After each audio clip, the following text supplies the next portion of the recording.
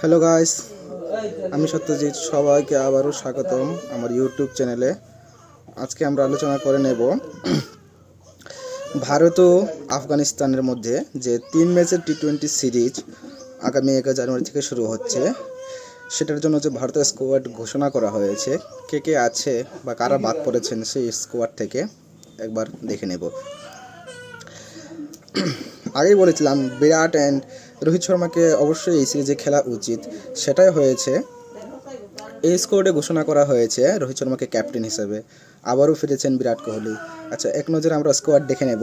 Rohit Sharma captain, Shubman Gill, যশস্বী জয়সওয়াল, বিরাট কোহলি, তিলক Varma, Rinku Singh, Jitesh Sharma, Sanju Samson, Shivam Dubey, Washington সুন্দর, অক্ষর প্যাটেল, রবি বিষ্ণোই, কুলদীপ যাদব, হর্ষদীপ সিং, আবেশ খান, মুকেশ কুমার। বিরাট কোহলি এবং রোহিত শর্মা আবারও ফিরেছেন ভারতের স্কোয়াডে। স্বাভাবিকভাবে আমরা যেটা মানছিলাম যে বিরাট কোহলি আর রোহিত শর্মা কিন্তু অবশ্যই টি-20 ওয়ার্ল্ড কাপে খেলবে, অবশ্যই তাদেরকে খেলা উচিত।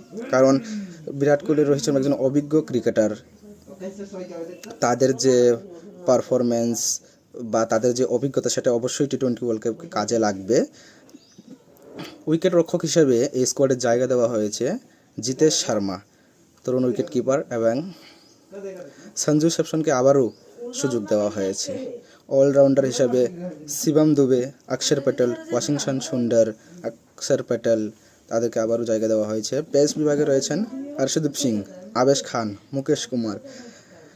সম্ভবত বিশ্রাম দেওয়া হয়েছে মোহাম্মদ সিরাজ, জসপ্রীত বুমরা, মোহাম্মদ শামিদের।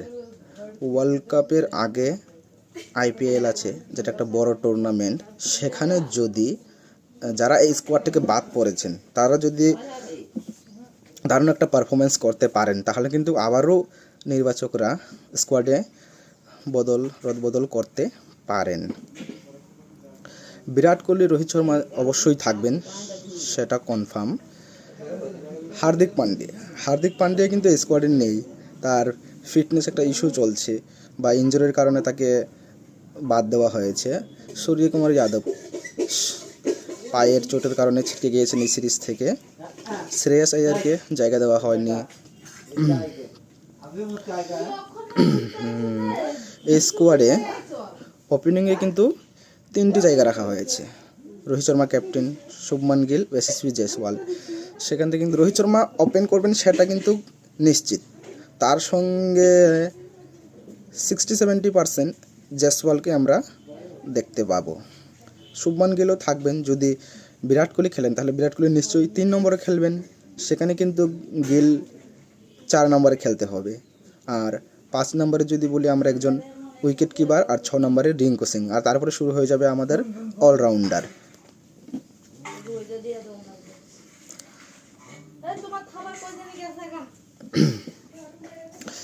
আচ্ছা, আমাদের যে সিরিজ আফগানিস্তানের সঙ্গে যে সিরিজ, সেটা কিন্তু 11 জানুয়ারি প্রথম টি-20 ম্যাচ, 14 জানুয়ারি দ্বিতীয় টি-20 ম্যাচ এবং 17 জানুয়ারি তৃতীয় টি-20 ম্যাচ। তারপরে কিন্তু আমাদের আর কোনো টি-20 সিরিজ নেই। ওকে গাইস, আমি শুধু এই ভারতের স্কোয়াডটা একটু সবাইকে আপডেট দিলাম। পরবর্তী ভিডিওর আপডেট পেতে আমার চ্যানেলটা সাবস্ক্রাইব করো, বেল আইকনে ক্লিক করে আমার পাশে থাকো। আমার পরবর্তী ভিডিওর আপডেট পেতে আমার সঙ্গে থাকো, সাবস্ক্রাইব করো, লাইক করো, কমেন্ট করো গাইস, সাপোর্ট করো।